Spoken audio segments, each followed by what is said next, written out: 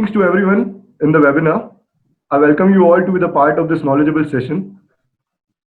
TransIndia Law Associate is a multidiscipline law firm providing a legal service both inbound and outbound. The firm has 10,786 associate advocates covering all the districts of India and 51 global partners across the world in order to ensure fully integrated legal service in various jurisdictions. Today, we have four eminent speakers with us. Advocate Raj Singh Niranjan. Advocate Raj Singh Niranjan is the managing partner of Trans India Law Associates. We welcome you, sir. Dr. Sridhar Muruganandam. Dr. Sridhar is General Counsel and Head Compliance of Pari Group. We welcome you, sir. Mr. Arun Bapat. Mr. Arun Bapat is presently working with Larsen & Toubro as Senior Legal Advisor. We welcome you, sir.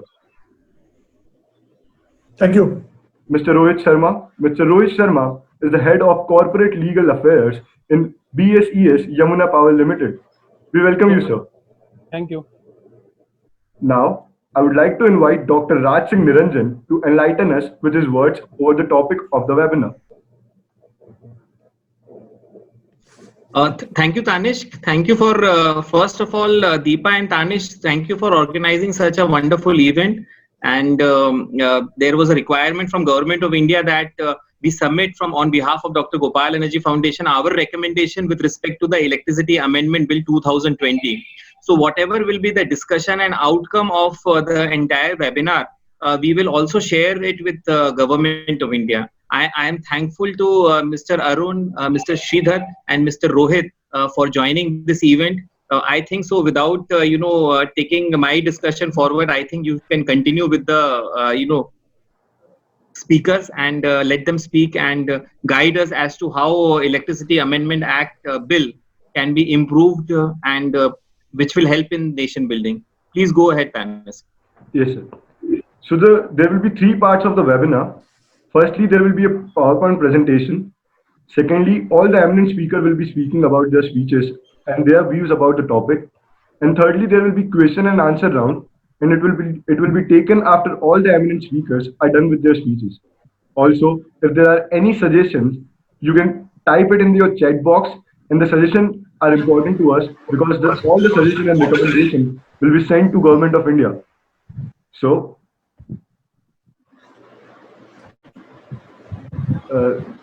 my dear colleague Deepa, can you please start sharing the presentation with everybody? Yes, sir. Maybe Tanishk, the speakers can speak, and in between you can, if Deepa is around, then you can in between when two speakers have spoken, you can give your presentation. Yes, so sure. so that okay. So due to some technical issue, the PowerPoint presentation will be showed afterwards. So for that today, I invite Dr. Sridhar Muruganandam to delight us with his words over the topic. Thank you, Tanish, and thank you, Tilla, for such an wonderful platform for sharing our little knowledge, I would say, to the extent of what we could bridge ourselves on the topic. Before getting into the topic, in fact, I was very enlightened the way in which the structuring of this event has happened. In fact, it would give us more thought-provoking way of looking at things as a challenge as well as an opportunity, what we may take it over this COVID situations, because it is an ideal time where we would fight for our improvements or fight for our day-to-day way of living, I would say. So which makes energy also a part of things. Without this connectivity and all these things, energy is a dire necessity now. Physical interactions and other things have gone. So getting into the topic, I would rather put it the other way around. Electricity Amendment Bill 2000, the pros and cons of it, definitely the other speakers would be enlightening us more into that area. Corely stick to the area where I was been associated for the last 3 to 4 years on my industry where I have been working with, so that it will give more area of thought to be discussing also. Because amendment bills, of course, Raj sir is there. He would be much enlightening us in many areas of the amendments. Rather, I'll get into the pros and cons of the areas of maybe the renewable energies, how we would be self-sufficient to for the going forward. So let me take through maybe briefly just on the amendment bill, which would give us more comfort as a manufacturing company. As Vari Group, we are established all the more like 30 years back. This particular amendment is actually, I would say, it's a blessing in disguise for us to come at this moment to give a very a delightful way of approaching the boards rather than the high courts in most of the matters, in getting faster remedies as well as by way of having an enforcement tribunal. Because such kind of an enforcement tribunals, once it comes, that electricity contract enforcement authority has been established, it gives us a very way of, in fact, I would say, approaching the board for particular costs, what it may give us a particular relief under that. This is one thing which I see a pro in this. I would say a pro which will really give the developers, particularly the industry players, in much way. And then getting into it, the more important aspect, another point of the eligible, which I would say is the promotion of the renewable energy policy. Though it was a small time paragraphs earlier, it was in the tariffs and policy. Now it has become as a new policy which needs to be given away. So this is something which will give more of a clarity in many ambiguous areas for our renewable sector going forward on this Electricity Act which comes into existence. So let me get into the self-reliance of our sector, particularly self-reliant of energy renewable sector in India. Let us assume what exactly is what our, I would say, of coming into self-reliance. See, government has come up with many policies to make us even more like Atmanirbhar or Modi ji's mission and all. These are all things which will definitely, going forward in the next 5 years, we will have a vision of things. Maybe 2020, they are expecting 175 gigawatt of capacities, which is all visionary of India to be a self-reliant, I would say. On this note, I would across maybe 4 to 5 points on pros, which would give us a major advantage of taking initiatives of the government.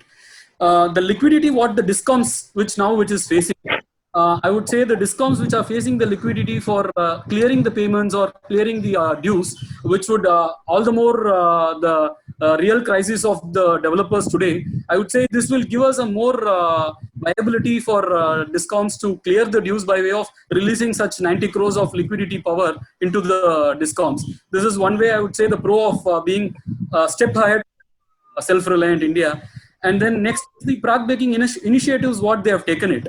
That is one way of into the energy exports. That is, they're giving us an opportunity to trade on the energy, which is import or export, is a better initiative of making ourselves a as a point which really needs a consideration. As an opportunity, renewable energy projects having PPAs with DISCOMs will benefit more in this type of opportunities or initiatives taken by the government. Coming back to the next point, I would put it across, the difficulty which we can overcome by way of being self-reliant is supply chain demand. See, today India is facing most of the difficulty in importing of the raw materials, particularly if it, I would say, to the industry specific, solar industry. There is basic customs duty which has been last year, not on this year. It was being started in 2019 onwards, that a dumping duty and a safeguard duty to be implemented to stop the import.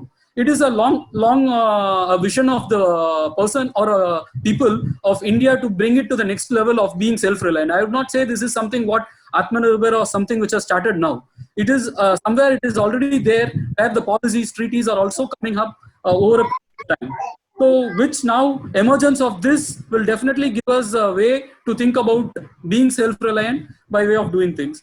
And the increasing this by way of doing this, we will be creating more number of opportunities for employment by way of creating the manufacturing units for raw materials. Particularly, I will say solar industry, if I say your cells and your wafers and indigons, many things are there on raw material side, which India lack, particularly 90 to 95% of the materials have been imported today. So on this basis, these are all things going forward we see as a things will definitely improve our opportunities in this. Little step ahead, I'll go to the difficulties challenges what we may face in being self-reliant is one thing which I want to even put it across to the floor. So far, we are looking at the land aggregation in this particular. In fact, we discussed this in many forums. The land, which is to be the major difficulty which I face, which would be the challenge for self-reliant as well, because the requirement and as well as the compliances are not that easy, like how I would say the stamp duty in India. So each state has different stamp duties where a uniform code could not be brought because of the state subjects. These are all things.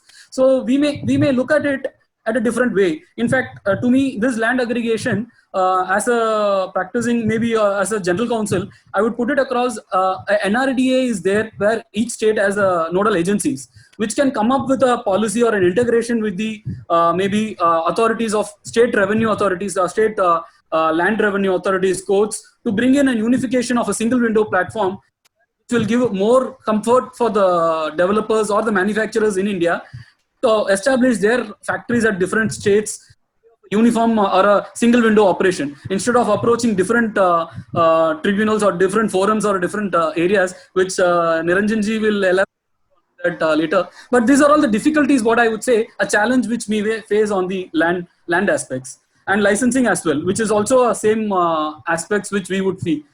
And then coming to it, as next point I would say is the competitiveness in the global market.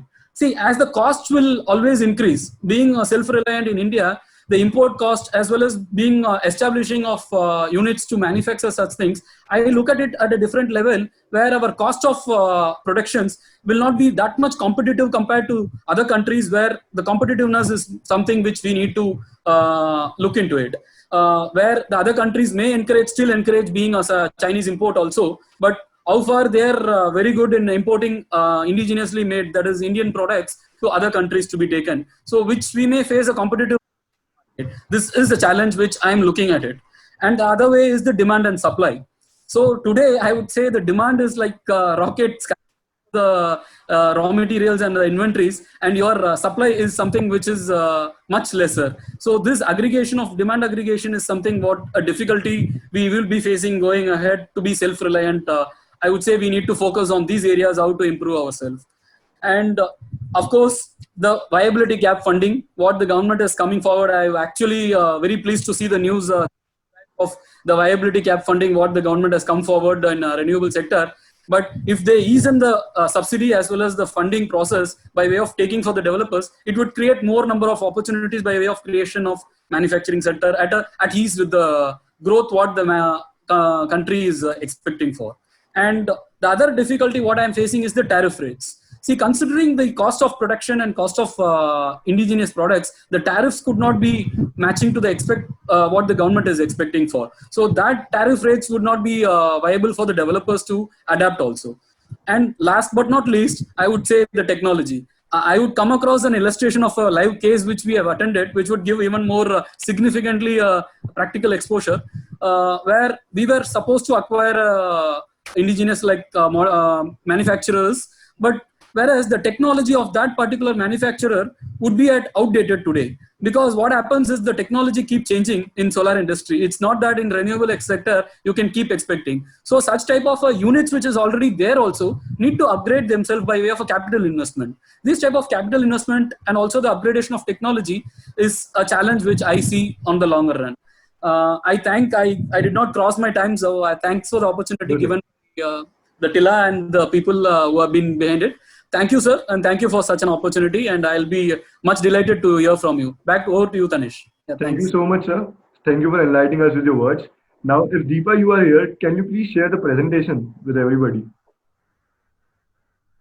Okay, I'm sharing the PowerPoint presentation.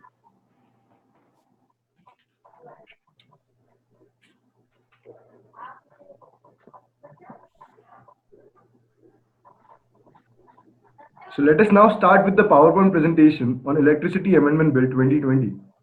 So the Ministry of Power recently floated an amended version of Electricity Act 2003 after consecutive unsuccessful attempts to introduce changes in the year 2014 and 2018.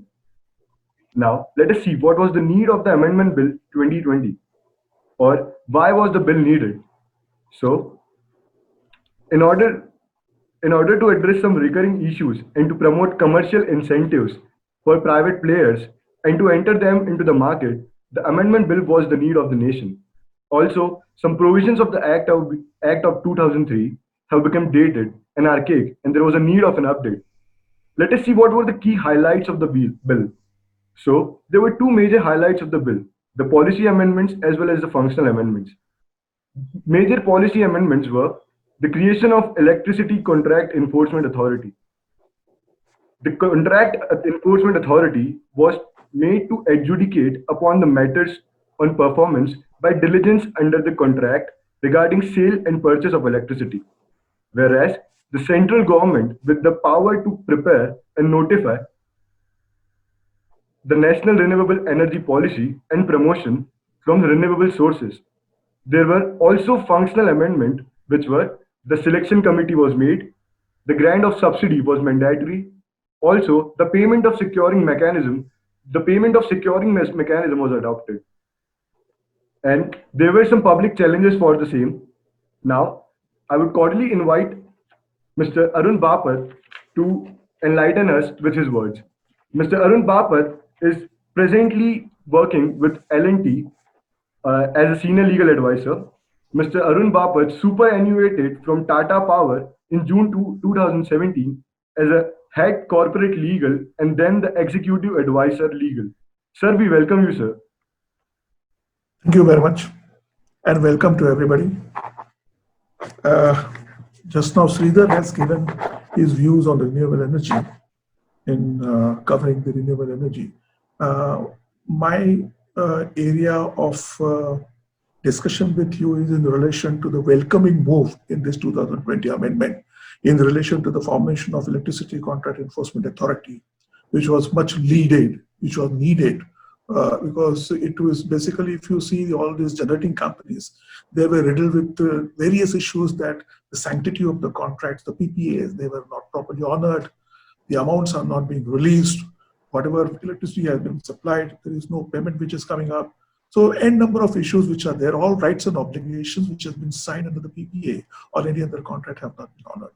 With this authority coming into place, a kind of a good amount of kind of a relief which the generating company will get, because they will be assured that the amount of the outstanding dues which they so far had very difficult to get the amount. Now with this authority coming into place, the issues will be agitated before some authority and who can take care of their requirement. So this is a very welcome move in this particular 2020 amendment. Another important area which covered under the ECEA, basically the Enforcement Authority, is that it basically it's a sole adjudicating authority which has been contemplated and you can agitate before. It has got original jurisdiction in litigation or in case of any issues which are related to the payment or non-payment of the amounts. If you go to authority, and it has got original jurisdictions over the performance and obligations under the PPAs. Naturally, when the ECE will be in the place, the appropriate commission will then be, their areas will be restricted to determination of tariff or any other dispute related to tariff. These are the areas the commission will take place.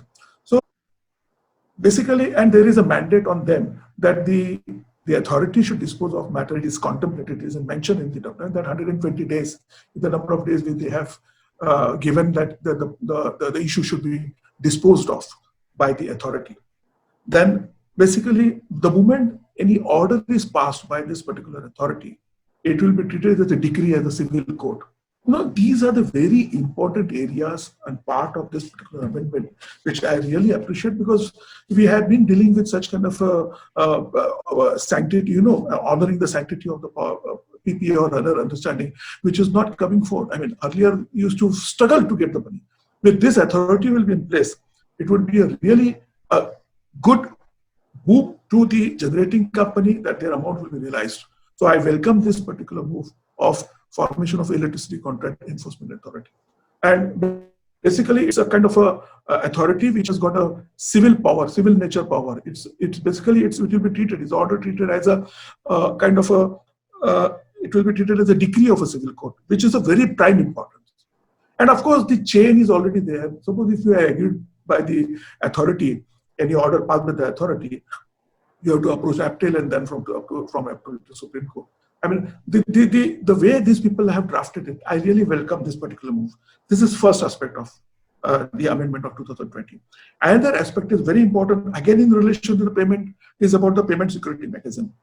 Because as on date, no robust system in place for the payment of mechanism resulted into huge pool of unpaid dues for the generations. And this was stressed in the power sector, particularly in relation to the generating company. This has been addressed now with this. Now, what this bill provides as far as the payment of mechanism is concerned, so it says that no electricity shall be scheduled or dispatched under such contracts unless adequate security payment as agreed in place. So this is a kind of a very important amendment which I would really welcome, and this should be implemented in its true letter and spirit. The next important aspect of this is that the dispatch of the electricity is being undertaken by the load dispatch center now.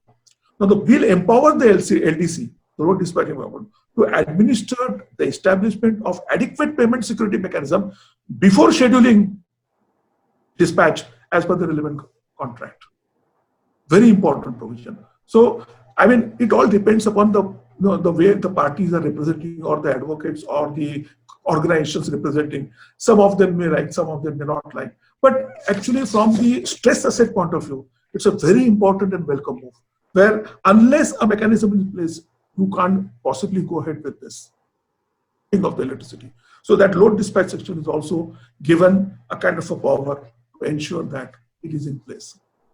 Now, these two are, according to me, a very significant and very important area of this particular amendment, which I would welcome.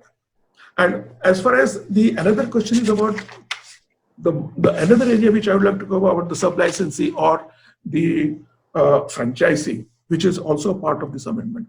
Now, this particular amendment is basically intended. Now, people say, and there's a privatization. Everything is going to be privatized, even the DISCOM also. Now, the issue here is not the privatization. The issue is basically acceptance of privatization. Now, there are instances where all the DISCOMs or private distribution players, they participate for a franchisee. And the result of that particular is that it never materialized. In 2-3 occasions, I had an experience, personal experience, where we were selected as a distribution franchisee in one of the states. One particular city has been given as our franchisee.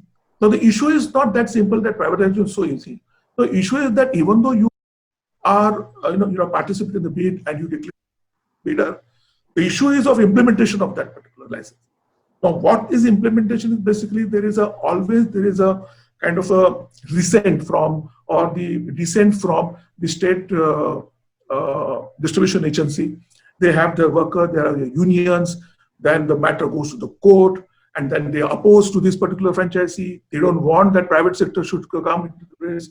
We have lots of writ petition in the High Court, and there was an issue in relation to that. The unions have participated in the bid. So the issue is that having a kind of an amendment of a sub-licensee or a franchisee is a good move, provided it materializes practically. The experience is otherwise. You are not allowed to go ahead with this particular franchisee arrangement or a sub-licensee arrangement. This is what my personal experience. So these are the areas, according to me, the first two areas are very welcome move. That is basically a creation of an authority who can take care of your disputes or differences. And as a kind of authority which can authoritatively, as a civil court, they can accept it, the matter can be adjudicated, the order can be passed, that order will be treated as a civil court decree. I mean, it's a very, then mechanism is also, these two are very mechanism, and the practical aspects of sub-licensee or a kind of a, what you call as a franchisee is to be tested properly, because there are dissent. The people don't like that, the private sector comes into their area and they will take over the private sector. They are worried about their livelihood, they're worried about their employment. And even though the issue is that that particular person or DISCOM who is going to take that, acting as He wants to take over the employees, take over the assets and everything, but still they are not happy because they are not used to work with the private sector. And this is also a practical aspect which I would like to share before this the entire group.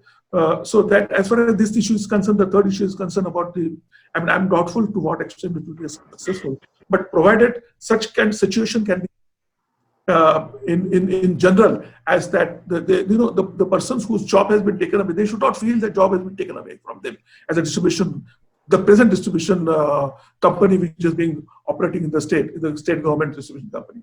So, I mean, these are the areas I just want to like to touch upon this.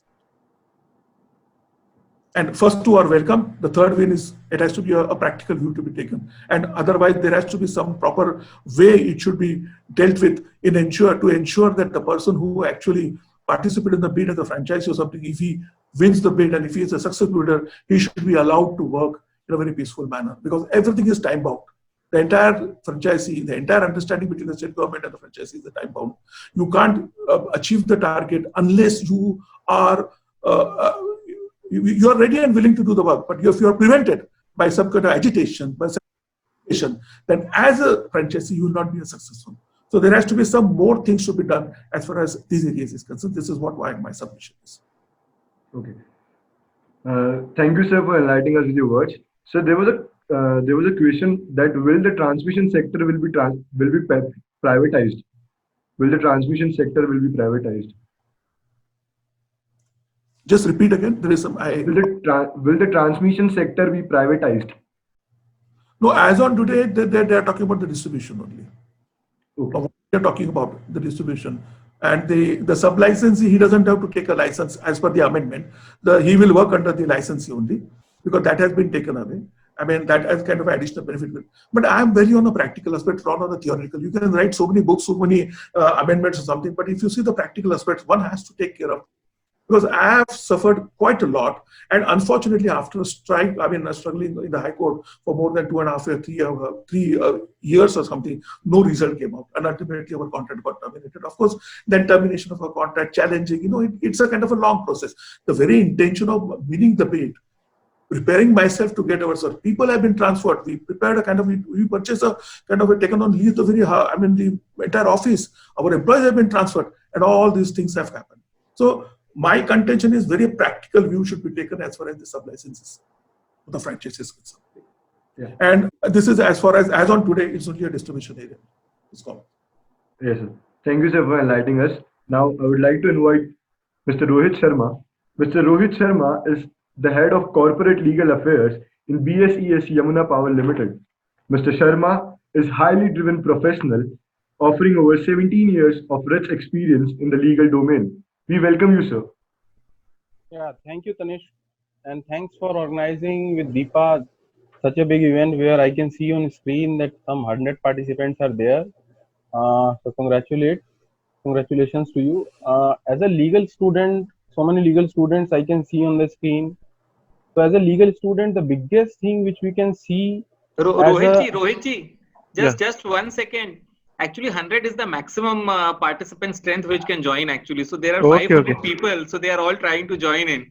So congratulations to Deepa and Okay. 100% marks to them. Then there is a need to amend the Zoom call rules also.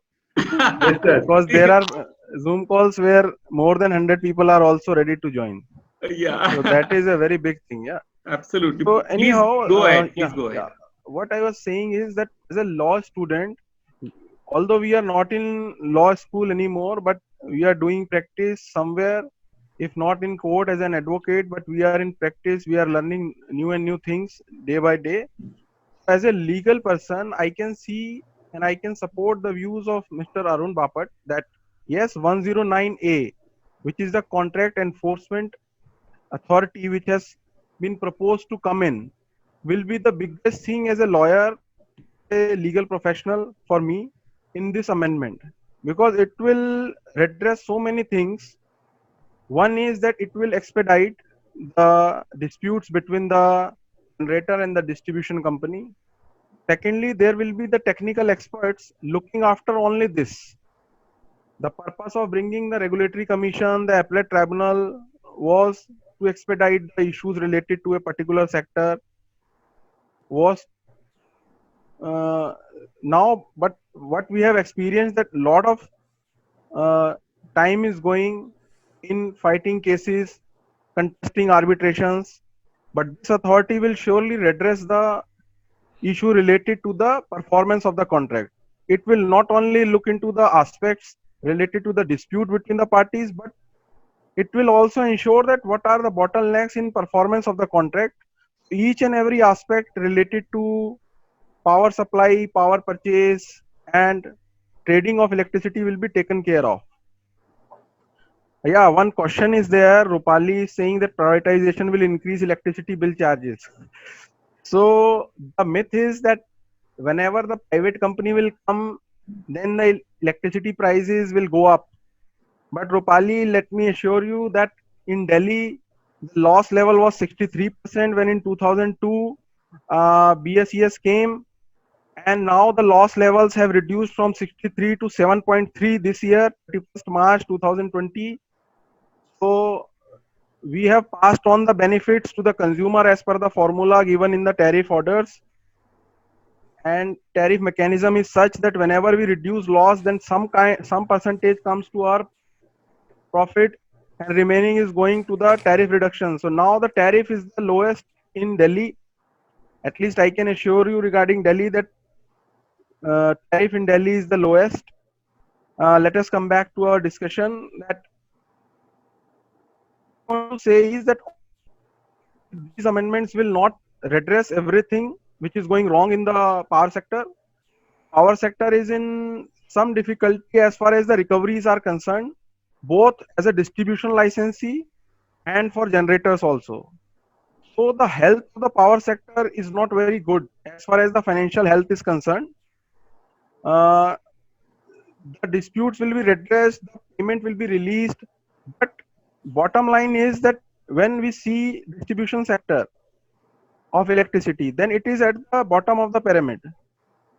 So we are getting electricity from the generators. If we are not paying, then we are paying the late payment surcharge, which is 18%.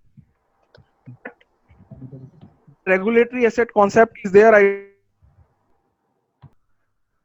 Tanish, connection is lost, I think. Yes, sir. Mr. Rohit Sharma, are you here, sir?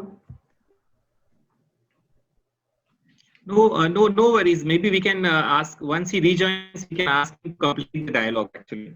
In the meanwhile, if you allow me, I just add one few sentences. Yes, sir. Sure, Arunji, sir. please. Till Please he go comes ahead, back. Arunji, please sir. go We'll ahead. be But then honored. I have a small, maybe a question for you. Actually, as you know, the government has decided to privatize the discoms of union territories actually, and because Yes, you're right. Yeah, you know the Delhi privatization model very well. So Yes. is it, and we have whatever learnings we have gone through the Delhi privatization model. Can we suggest the government of India in 1 page or 2 page the best roadmap for the privatization of the union territories discoms, so that we proactively we are also helping government and showing the way. And maybe you are one of the best persons to be advisor with the government to ensure that it is smooth and it takes the interest of consumers of the union territory and the investors in the right perspective. So what are your thoughts about it? That also you can share. So please go ahead, sir. Yeah. See, no, my thoughts about what you said is absolutely correct. It's for union territories only.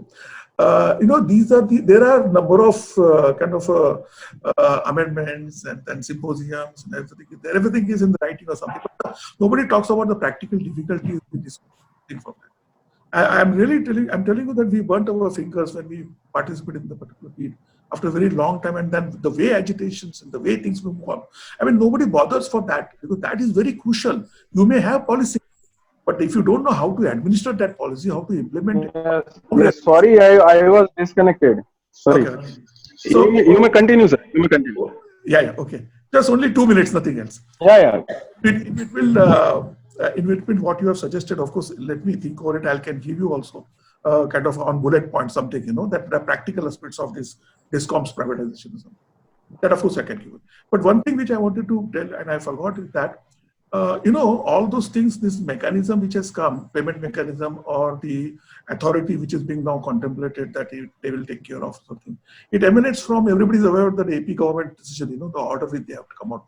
It's 1st July 2019, it talks PPA they signed for 25 years and so many things. And then all of a sudden, the sanctity of the treaty was a big question, something, they have already signed for 25 years, good number, and that will continue. And then honoring, when the question of honoring comes, the payment was delayed.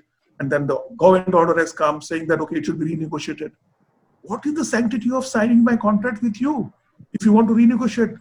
Unless there is a specific provision in the PPA that after some years, 5 years, the contract is subject to renegotiation or something. And I agree. That's a different ballgame.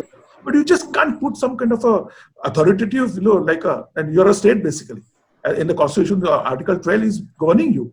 So you just can't think and just come out with the kind of order where renegotiation started, reduction of the tariff, and then non-payment of the dues. 6 months, 8 months, the amount is not paid. How can you expect me to work? My cash flow is affecting it. And there is no end number of correspondence takes place. You go to the highest authority, nothing happens. No payment is made. At some British order, the payment is delayed. So that is why, see, there is a 2020 amount, there are 7-8 points. But what I thought is more predominant and which really liked me is about this mechanism. And AP, I think somewhere it is mentioned also, what is the background of having this particular thing? What is the background? The AP background is there predominantly. That state government has come out with the order. So it can't do that unless you have a specific provision in the contract. So that's a triggering point for having maybe one of the reasons that it could be. So they want to come kind of stall such kind of a practice so the others would not follow. Matter is in High Court, Supreme Court. Everybody is now fighting for it. That's a different game. But now we are coming on the amendment, specific reference to this particular authority. And I want to stress upon what is the importance of having this authority. And it should play a really dominant role, according to me. And ensure, what happens, your NPA, now you take a money from financial institutions, you are unable to pay because you are not getting the money. It all is a vicious chain. NPA is mounting it. You are unable to pay. You are subjected to so many litigation from that. And now, of course, the insolvency bankruptcy code is there. If you are unable to pay, naturally you go ahead with the insolvency proceedings. The entire everything is at your stake. Your name is at stake. So basically, what I thought, that the government should look into the practical rather than theoretical aspect. In the theory, it looks very good, absolutely good. But on What about theory, the recovery part? on theory also, sir, some difficulties there in this amendment proposed, as we were discussing that the issue of subsidy directly going into the account of the Correct. person who is unable to pay in the first place. Correct. There are people who are finding it difficult to meet both ends, and the government is giving them the subsidy amounting around some 200 units in our Delhi area, and up to 400 units they are giving 50% discount. So what they are doing is that a direct check is coming into the Discom's account. We bill them. Then based on their bills, we give the details to the government, and then government gives that money to us, and it is going on. But with this proposed amendment, what will happen is that people will not pay in first place.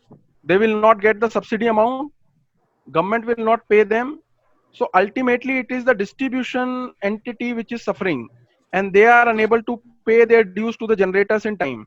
And then what will happen that we will have to be burdened with the interest cost 18% per annum. And what we are getting on the regulatory asset, what I was talking about, on regulatory asset, we are getting the carrying cost at 12% per annum. There is a difference of 6%, which is hurting as a distribution entity to us, and to each and every state-owned Discom also, to private Discoms also. So whatever we are earning through our non-tariff incomes, etc., we are trying to bridge the gap.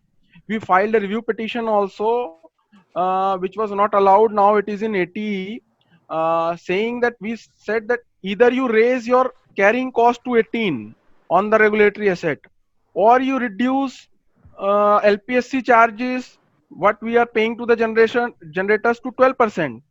So it is a very impracticable situation happening in country that distribution licensee is not being paid their dues as a regulatory asset. They are getting only 12% this carrying cost, and we are paying in return to generators 18%. So this gap will increase, and that is adding to those 1.23 crores, which one of the topic is there today. So that is hurting the financial health. So now new methods are required to be put in. This amendment has brought in so many changes, but they are not targeting the recoveries of the generators as well as of the discoms per se. Why I am saying is that there are 7 states, because it is in the concurrent list. So states have also made their acts and they are already in place. And there are 7 states which are having the Dues Recovery Act related to electricity dues. And our teams have worked on this and they have found that they are using it. UP has made the supply code also on this, but a lot of states and UTs are not having this act, and the recoveries are getting hurt because we cannot chase each and every consumer. We cannot file recovery suit. The ancient practices of recovery will not work. One point is there for the distribution companies that the dues against premises can be taken, but that can be taken, it is a passive remedy, it is not an active remedy. In Dues Recovery Act, what they give you the power, you can attach the property of the consumer as arrears of land revenue. So the stage what is there after filing of the recovery suit and getting the decree in your hand and then filing the execution, and then you can attach the property of somebody. But under Dues Recovery Act, you can straight away give the 60 days notice, and if they don't pay and don't take stay orders, then you can attach their properties. So this is one of the methods. Second is ensuring the cash flow of the discoms. We are paying some 12 kinds of taxes. Our consumers are paying electricity tax also. Now way charges has also come. Now we are paying road cutting charges to MCDs, rent on transformers, GST, license fees, etc. All these things we are recovering next year in the tariff, but ultimately it is the consumer which is getting burdened, and for 1 or 2 years my cash flow is getting hurt. So these are the practical difficulties, paying subsidy directly to them. And then good moves are that yes, RLDC and SLDCs will not schedule the power unless there is a security for payment. So that is a good move going forward. But what will happen to the earlier dues which are pending? So no answer to that. Then power to AT has been given equivalent to the power of High Court in this amendment. One more thing which is good for the law student is that our appellate tribunal of electricity has been entrusted with the powers of High Court. They can issue contempt directly. So that is another power which is good.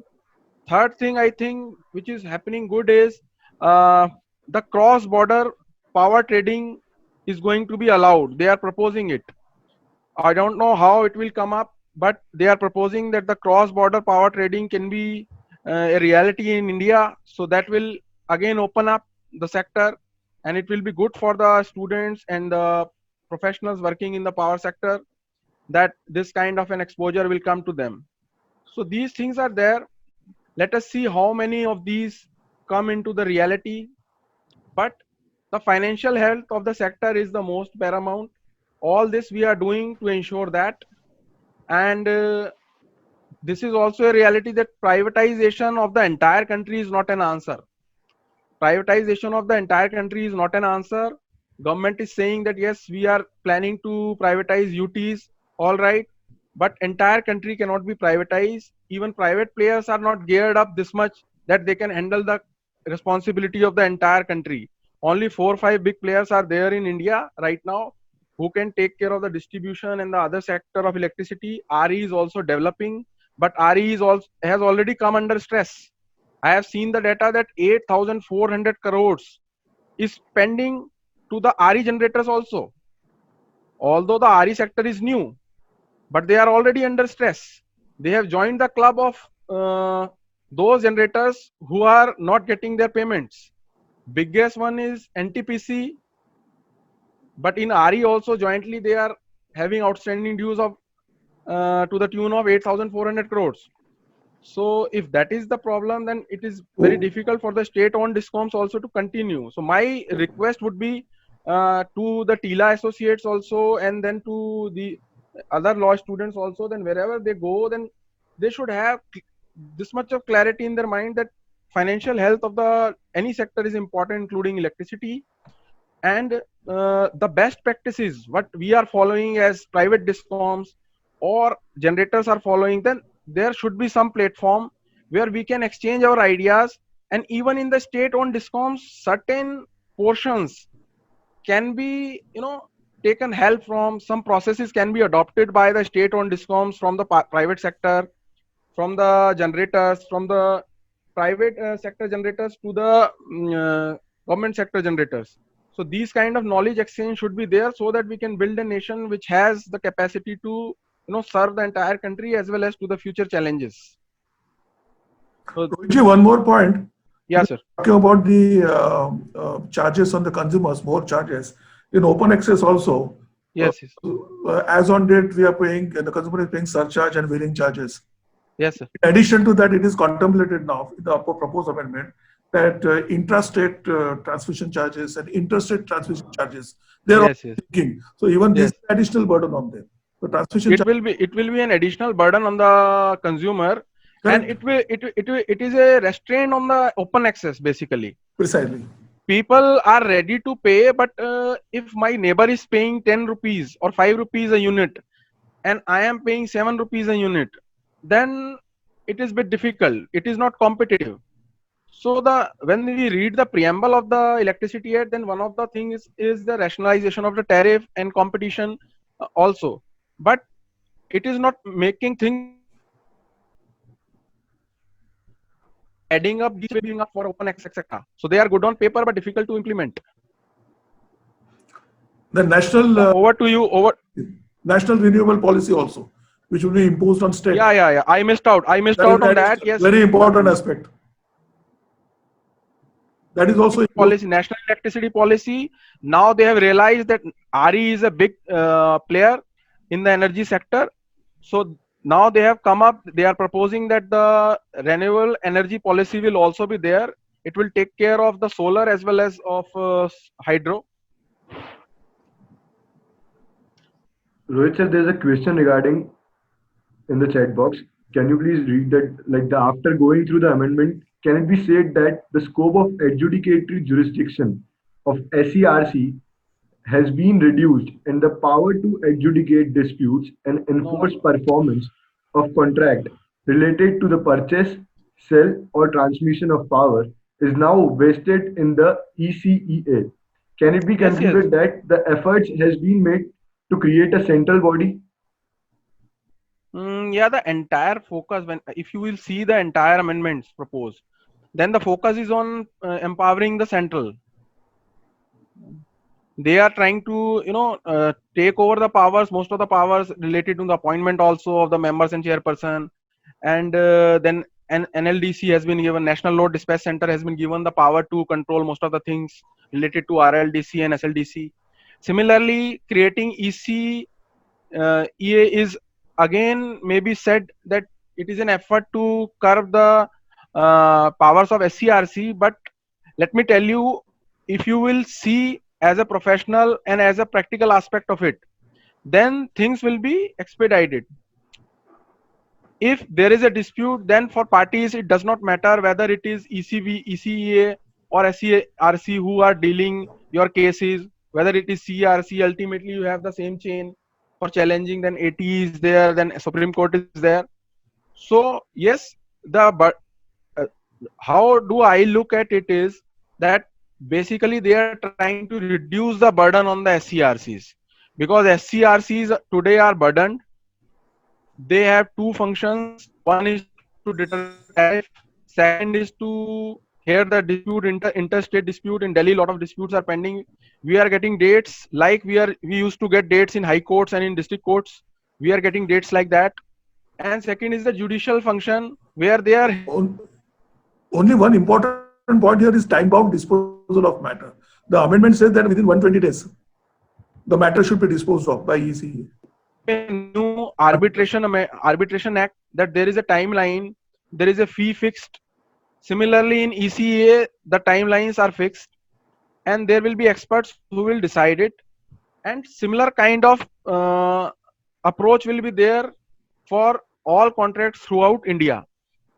So uniformity in approach will be there. Secondly, the burden on the SCRC will be reduced, because most of the SCRCs are flooded with 142 complaints.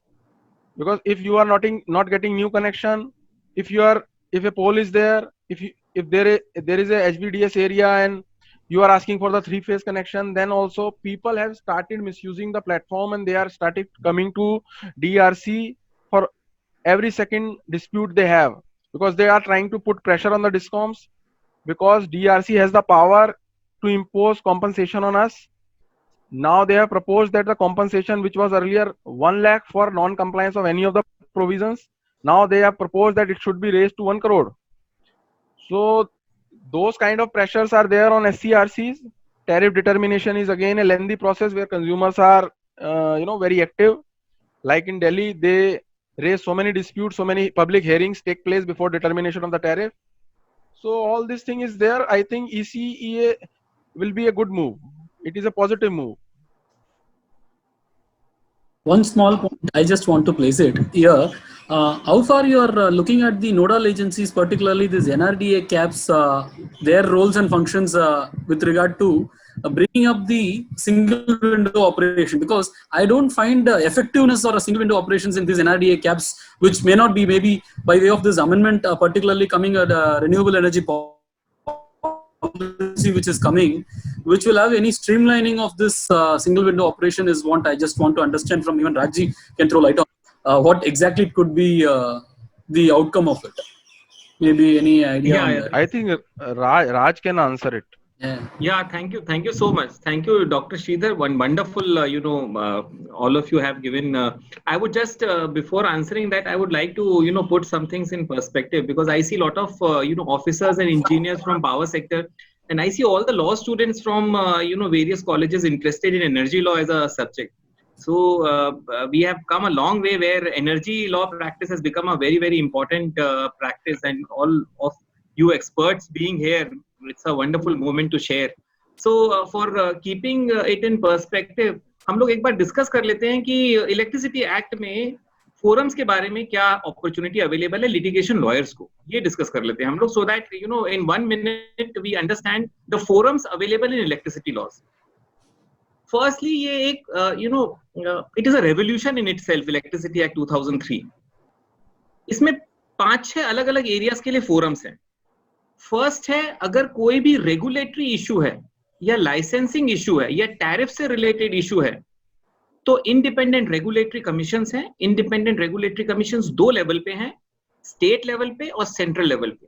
Central level पे जो एक electricity regulatory commission है उसका नाम है central electricity regulatory commission, और state level पे जो रेगुलेटरी कमीशन है उसका नाम है स्टेट इलेक्ट्रिसिटी रेगुलेटरी कमीशन. नाम जुड़ जाता है स्टेट का. अगर अरुणाचल प्रदेश है तो Arunachal Pradesh state electricity regulatory, Madhya Pradesh state electricity regulatory commission.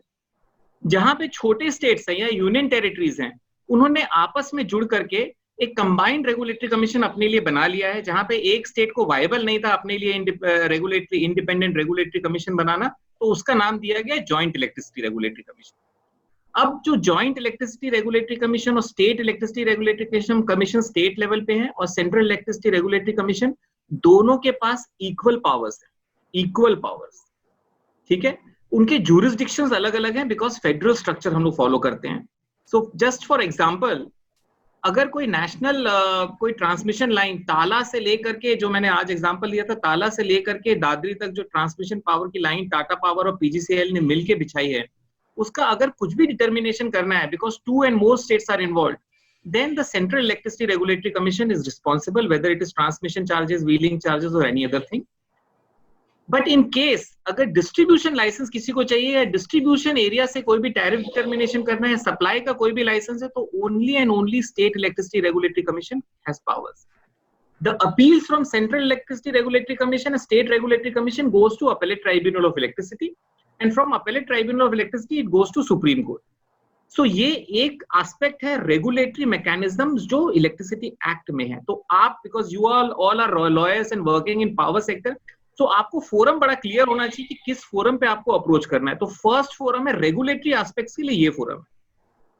Second, अगर कोई एग्जांपल कंज्यूमर आपके पास आता है और वो बोलता है I want to resolve my consumer का डिस्प्यूट, एंड मैं डिस्कॉम में रहता हूं, generally discoms are serving the consumers, so आपके पास मल्टीपल फोरम है, you can do forum choosing actually there. और इलेक्ट्रिसिटी एक्ट क्लियर है, नंबर 1 जो कंज्यूमर प्रोटेक्शन एक्ट है वो फुल्ली एप्लीकेबल है parallelly with electricity act. So effectively consumer के पास जो फर्स्ट फोरम है वो है कंज्यूमर फोरम अवेलेबल है। तो कंज्यूमर जो अब नया नाम कर दिया है कंज्यूमर कमीशन, फिर उसके बाद स्टेट कमीशन, फिर नेशनल कमीशन, वो अपना उस कमीशन में जा सकता है। सेकेंड फोरम जो है वो इंटरनल ग्रीवेंस रिड्रेसल मैकेनिज्म है, उसको बोलते हैं CGRF, consumer grievance redressal mechanism. हर डिस्कॉम को इट इज कंपलसरी दैट वो कंज्यूमर ग्रीवेंस रिड्रेसल मैकेनिज्म बनाए। वो इंटरनल सिस्टम होता है उनका, और उसकी जो अपील जाती है वो इलेक्ट्रिसिटी ओम्बड्समैन पे जाती है। So electricity, all state electricity regulatory commission, because they are the regulating authorities for all the discoms, have to create electricity ombudsman system, and appeals from consumer grievance redressal forum CGRF will go to electricity ombudsman. So second जो consumers के पास opportunity available है अपनी grievance resolve करने के लिए वो CGRF plus electricity ombudsman। Third है legal services authorities act में जो परमानेंट लोक अदालत है, कंज्यूमर इलेक्ट्रिसिटी की परमानेंट लोक अदालत और नॉर्मल जो लोक अदालत है वहां भी जा सकता है। तो 3 फोरम मैंने बता दिए।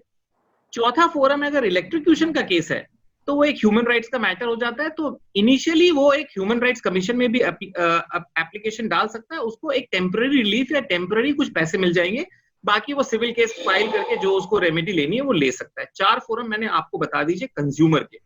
तो फर्स्ट जो मैंने बताया आपको फोरम, जो लिटिगेशन प्रैक्टिस करना चाहते हैं स्टूडेंट्स, क्योंकि बहुत सारे स्टूडेंट्स जानना चाहते थे मुझसे कि सर मेरी लिटिगेशन प्रैक्टिस एनर्जी सेक्टर में कैसे हो सकती है। तो फर्स्ट फोरम है आपका रेगुलेटरी प्रैक्टिस आप कर सकते हैं इलेक्ट्रिसिटी लॉज में, जहां पे state electricity regulatory commission CERC JERC में आप प्रैक्टिस कर सकते हैं। फिर appeal appellate tribunal of electricity में जाएगी और उसके बाद अपील जाएगी सुप्रीम कोर्ट में। ये एक रेगुलेटरी प्रैक्टिस है।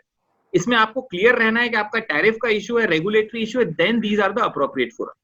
सेकेंड, अगर कंज्यूमर आपको प्रैक्टिस करनी है तो आपके पास चारों ऑप्शंस अवेलेबल हैं, चाहे वो कंज्यूमर फोरम सारे एप्लीकेबल है, लोक अदालत आपके पास एप्लीकेबल है, ह्यूमन राइट्स कमीशन एप्लीकेबल है, फिर electricity ombudsman also is available. तो कंज्यूमर रिड्रेसल के लिए सेकेंड फोरम जो अवेलेबल है आप सब लोगों को वो है। थर्ड फोरम जो आपको अवेलेबल है वो है कि आपका जो इंटरनल इश्यूज होते हैं उसके लिए एक सेक्शन है 126 और 127, ठीक है, assessment officer and then appellate authority. It is also a statutory authority under the Electricity Act where you can approach for various civil kind of issues where you want to make some settlements actually.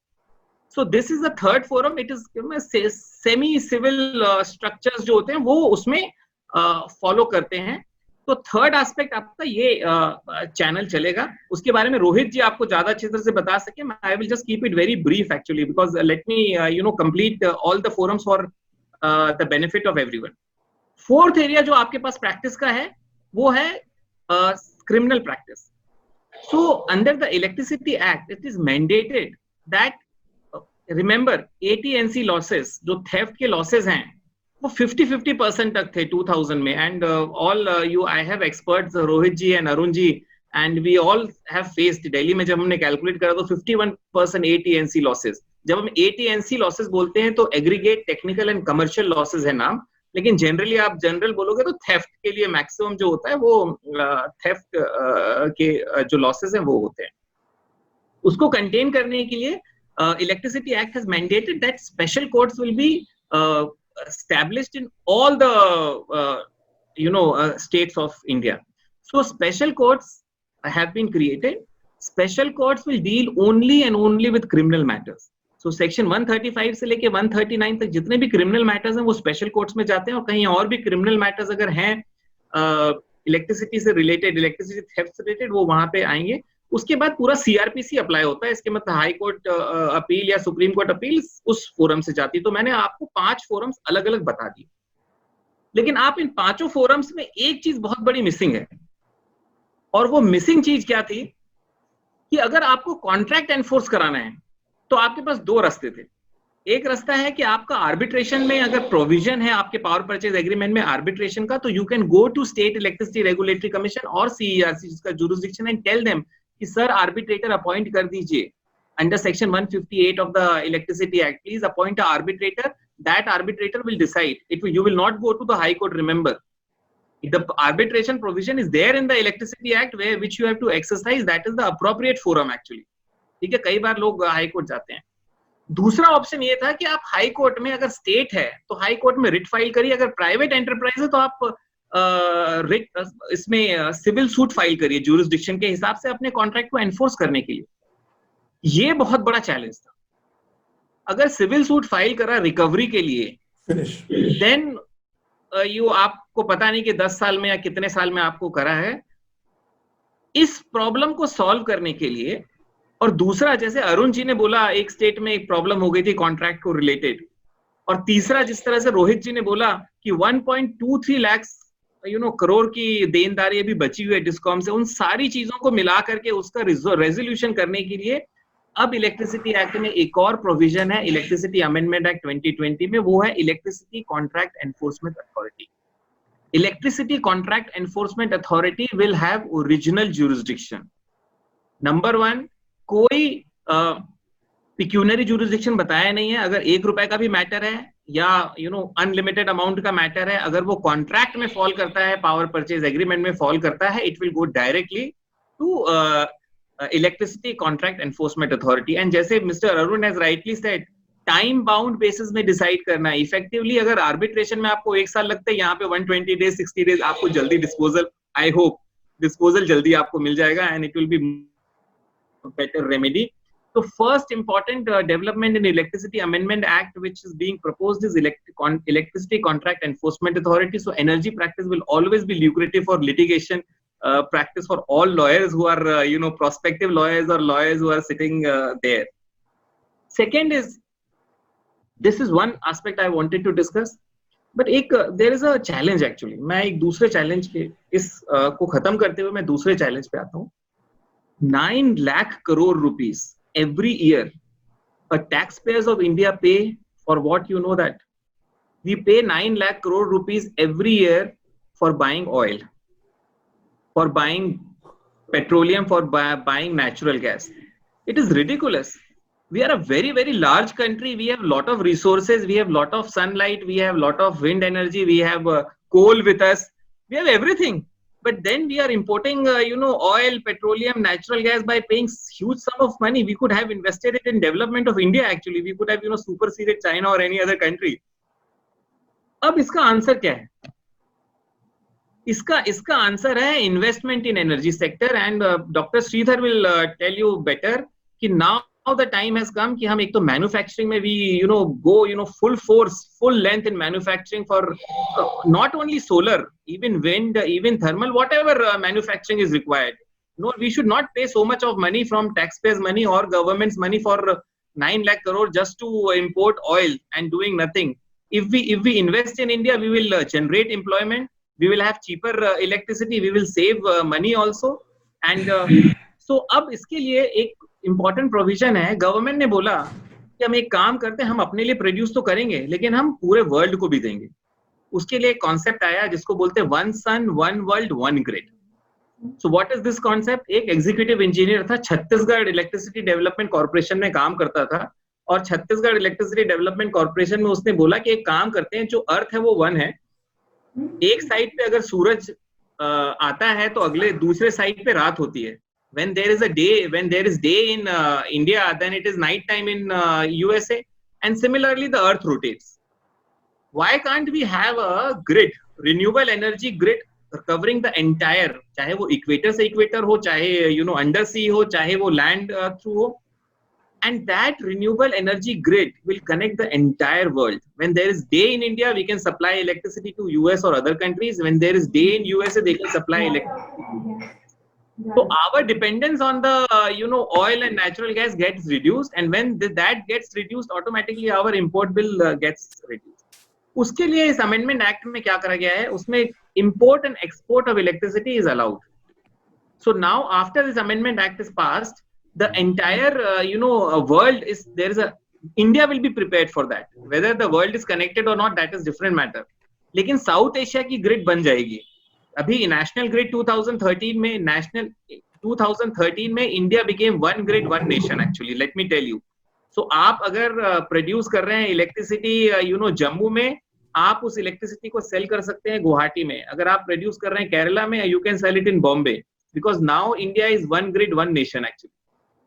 After this India and South Asia, especially Nepal, Bhutan, Bangladesh, Myanmar, and Sri Lanka will become a one grid actually after this provision. So, our producers of renewable energy or any kind of energy can buy electricity from there. Also, they can sell electricity in South Asia. Also, this is my second point.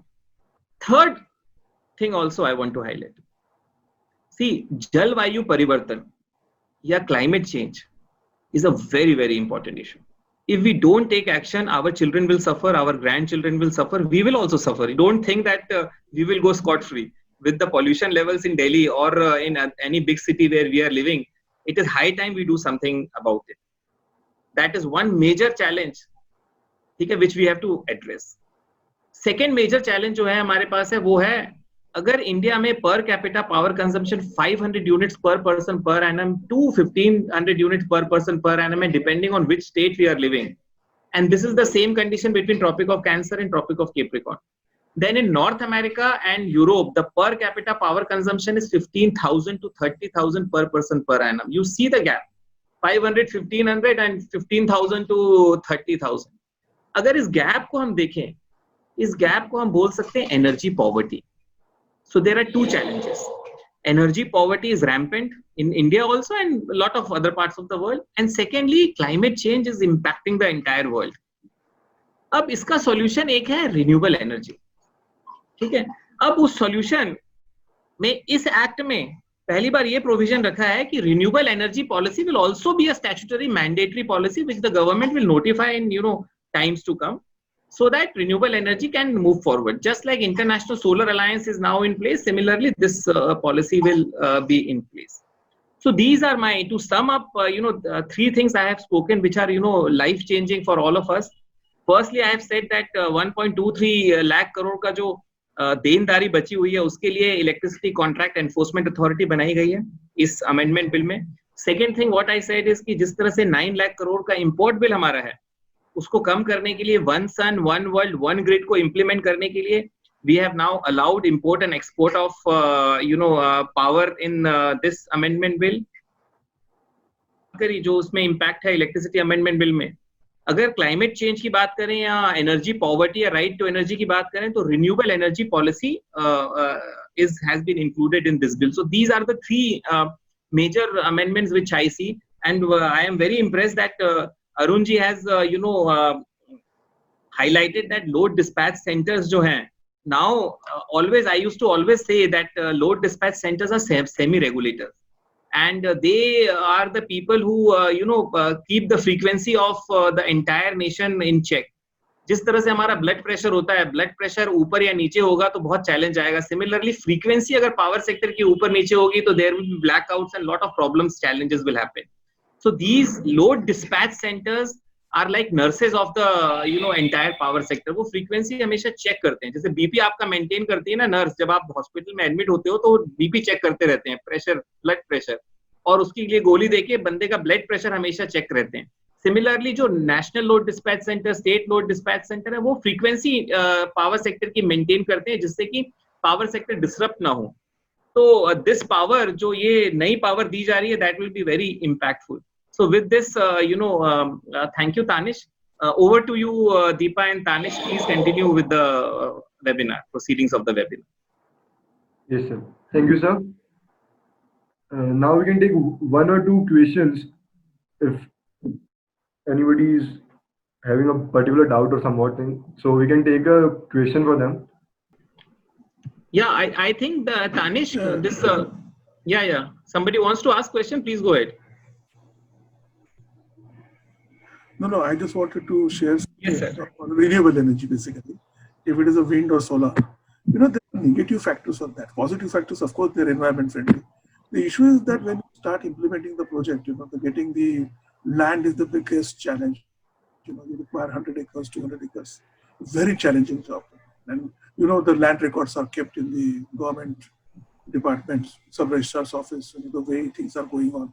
You don't know whether you're purchasing the right ultimately these are very apart from the technical aspect, these are very crucial aspects for that.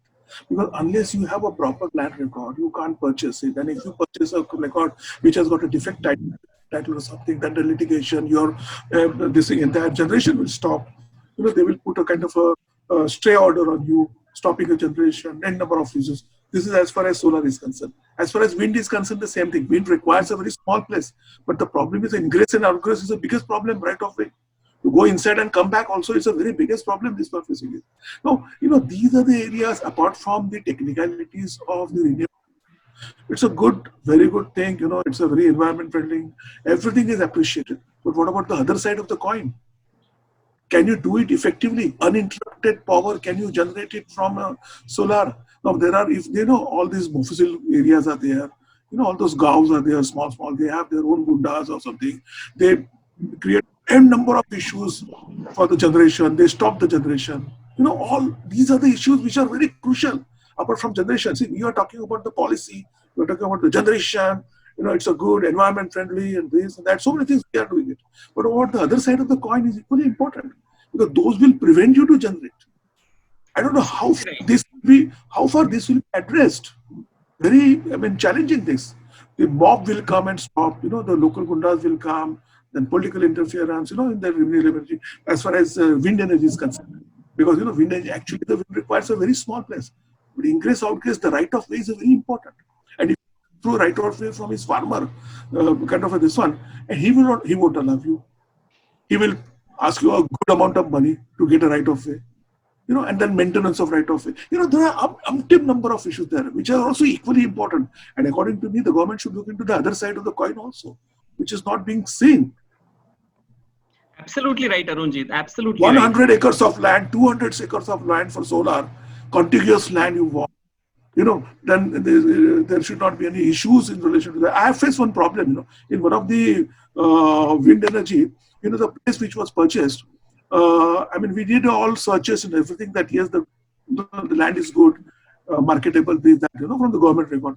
There was some old matter which was pending between the brothers in somewhere in 1995, and which was matter was subjudiced in the civil court. The result came in 2010, and the result is the person who is challenging it. Challenging the division of that particular land where the windmill is situated. The entire court order is in favor of him. He came to this and he stopped the work, he stopped the generation because he says, this is my area, how can you occupy? It's illegal occupation. Then stoppage of work, then you are asking for a good amount of money, crores of rupees. Then only I will allow you. See, these are very important apart from policies. There has to be absolutely, Arunji. Section 163.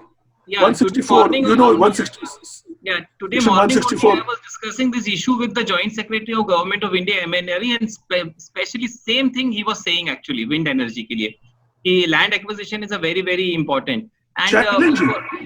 Very challenging. And we were discussing that kitna land kiske liye nikalta hai, so I will tell you one fact, कि अगर thermal power plant आपका बना, जो आपने बोला ना traditional power plant का, अगर thermal power plant से आपको 1 megawatt produce करना है electricity, so you require 1.2 acres of land. But if you want to produce electricity by solar power plant, then you require 5 acres. And it depending on, पहले तो 9 acres था, धीरे because of the technology enhancement, now you can produce it in 4.5 or 5 acres of land. So 5 times more land is required per megawatt of producing power. So land is you have rightly said, the land is a very big challenge. Contiguous land is required. See, Correct. Section 164 of the Electricity Act, which gives that power to the transmission, licensing, the same as per the Telegraphic Act Authority. In 1885, they used to lay their line, telegraphic line. So it goes into, say, about 100 kilometers or 500 kilometers, it could be. So that the special privilege has been given as an exemption in 164. The same right under the Telegraph Act 1885 has been extended to the licensee under the Electricity Act. So that benefit has been given with the result when we laid our transmission line, we got a very good advantage of that. We are exempted. So we got a kind of this is enforceable. Such kind of a thing should be applicable in case of a renewable energy also. And particularly solar, because contiguous, my issue is that contiguous land of 100 acres, which is a very, very problematic as on date. 100%. Sorry to interrupt. With the permission of all of you, one point I would like to add, that Raj was telling about the forums where you can practice. One area left out is that apart from CGRF, Ombudsman, Consumer Court, Civil Court, Criminal Court, High Court, DRC, etc., the most good, very good part of practice is to prepare contracts. Contract management is one of the important areas. Drafting contracts, then MOUs, then if you are entering into a EV charging agreement, because right now what we are doing as a distribution company, that we are entering into the pilot projects with Germany, with France, because we have a lot of area where they can test their EV charging mechanism, where they can test in my facilities, they can test their solar panels. So we are entering into so many MOUs. So we will always require people who can draft well, who are very good at drafting, and then lot of contracts, lot of MOUs, lot of agreements, power purchase agreements, lot of letter writing to authorities, and comments in the policies. Lot of policies are coming up, so we are giving comments also in this, like we gave comments to these amendments as a utility. Public hearings are taking place, so all these drafting work is also there. So one area of practice is drafting contracts, drafting agreements, etc., apart from contesting cases in the court. So because these are the root causes of many disputes, if you are good at drafting, then you can cull out, you can fetch those differences, then you will get the chance to negotiate also on the behalf of your company, on behalf of your client, with the other party. Like we discussed so many issues with the German partner of us. They wanted that in case of the dispute resolution mechanism should have the jurisdiction of Germany. We were stressing for India. Then we agreed upon the third party dispute resolution area, which is in UK. Now UK is out of EU now. Now we are pressing for Singapore in our new contracts. So that is also an area where you can choose to practice. Apart, if you are not willing to go to court initially, then you can start from drafting also. Yes, thank you, Rohit. We have also started GIAC, Global Energy Arbitration Center, New Delhi. So next time you can tell your Institutional arbitration. Yes. Institutional Sure. arbitration. Yeah, sure. Yes, sir. So due to less time, we need to wrap up a bit. Tanish, we can give all the speakers only 15 seconds for saying their concluding and last remarks, and then you can wind up and close the session and collect all the information. Yes. So we may go to Dr.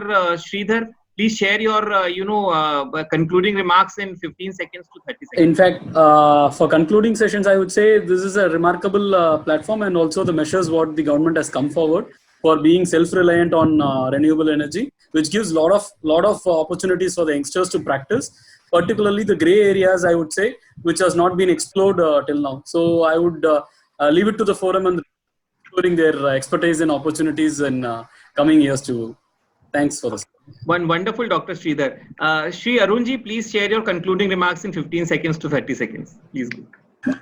No, my concluding remark will be for the freshers. It's a very good area. Regulated business and regulated litigation is also equally very good, important area where one can practice in that before the commission, before the APTEL, or before the Supreme Court. Not directly the Supreme Court or something, but naturally. But it's a very good area where energy is now, and as there are dearth of people. I mean, there are very few solicitors firms I can see that who are really practicing the electricity. So I would urge that they should go into this area, and they will flourish. That can be assured. That much only I can do. Yeah, sir. Thank you so much. Shri Rohit Sharma ji, please share your concluding remarks. Yeah, I would like to congratulate the organizers and the participants who witnessed such a good discussion. Secondly, as a law graduate or as a person who is in practice or who is planning to practice, I think the electricity is an area where the nuances are unknown to many people, and it is a kind of place which is unexplored. So you can come and explore many things, and there will be continual improvement in this area, in this field. So you will not get monotonous period will not come in your life, at least for coming 20-30 years. this sector will go, this sector will open up, and as you rightly said, that one grid, one sun, and so all these things are coming up when we joined. And then the Electricity Act 2003 came. From then till now, a lot of changes has taken place in this sector. So I believe that it is a good platform, regulated business, and when you will understand the nuances of the regulated business, then you can go to telecom sector, etc. also. So all the best to you, and thanks for inviting Thank me you, to sir. share my thoughts. Thank you. Thank you, Yeah, sir. so Thank you, from sir. my concluding thing was that Dr. Sridharji, we would be glad if we can work with you and create a standard document for joint venture and technology transfer agreement for setting up manufacturing in solar and renewable sector in India. So that will be very useful for academician also and for the industry also. Yes.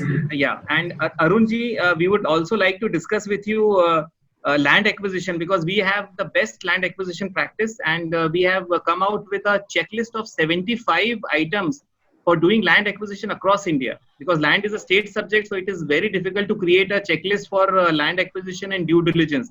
We have been doing it for Suzlon, Adani, Scarion, and lot of energy companies. The largest land acquisition has been done by us, and maybe we can discuss this with, along with privatization of union territories. That will be a very, very interesting. Correct. Rohit, definitely GIAC, Global Energy Arbitration Center, if you can become one of the members of GIAC and take it forward. Chief Justice of Sri Lanka, as you know, has consented to be the patron of Global Energy Arbitration Center, and we can have a institutional arbitration in Delhi itself. So back to you. Can you share the details of this? Can you share the details? Yes, sir. We will share you the presentation, sir, of GIAC. We'll be glad. Arbitration center also. Yes, Arbitration absolutely. Deepa, make it a point to share the arbitration center details with Mr. Arun. Okay, Deepa, sir. now can you please come and introduce the e-commentary on state rules? Thank you, Tanesh. E-commentary on a state electricity rule is the first ever commentary on electricity rules, and it is drafted by our research associate Adarsh Anand, Dipali Gupta, Tanya Katyal, and myself too. And today I find immense pleasure in inviting our guest jointly to release our e-commentary on this global platform. Now I invite Mr. Arun Bapat sir to kindly do the honor. Yeah, I release your commerce. I mean, Thank you, sir. Thank you. For the benefit of everybody. For the benefit of everybody. Thank you, sir. Now I would like to invite Dr. Sridhar kindly do the honor. Yeah. It was indeed, I could not completely go through it, but then still it was very detailed, like how I would say on a company's perspective, commentaries of Ramaya. Same way, this is something what a Bible for going forward. It is excellently done, and nice, and applause to the people who have been behind this, and keep doing the same for the society. Yeah. Thank you, sir. Thank you, sir. Now I invite Mr. Rohit Sharma sir to kindly do the honor. Yeah, congratulations to both of you and those who are behind it. It is a good piece of booklet which will be helpful to us also and to everybody who is going to read it. I declare that it is released, and congratulations to all of you on the release of it. Thank you. I also congratulate each one of you. Thank you so much, sir. Thank you so much. All the best. All the best for your future endeavors. Thank you so much. Thank you, sir. And this e-commentary, which has been released today, will be uploaded on the official LinkedIn of Trans India Law Associate for public view at this global level. And now I would like to give vote of thanks for all the panelists and the participants. Thank you to all the panelists and participants for honoring us with your presence and sharing your valuable time with our team. Your certificate will be mailed to you within this week. Thank you, everyone. Thank you All the so much. certificates will be mailed to you within this week. And kindly mail us your questions and recommendation, because the recommendations will be sent to Government of India, Ministry of Power. Thank you so much. I just request Raj to share his details also. Yes, sir. Yes, sir. Sure, sir. Your contact number and everything. Yes, sir. Yes, sir. So to be in touch with you, basically. Absolutely, sir. Okay. Yes, sir. I really enjoyed your the way you have presented it. That's it. Hats off to you. Very good. Thank you so much, sir. Thank you so much, sir. Very well managed. Good. Thank you so much, sir. Thank you so much, sir. Okay, goodbye. Thank you. Okay, sir. Bye bye, sir. Yeah.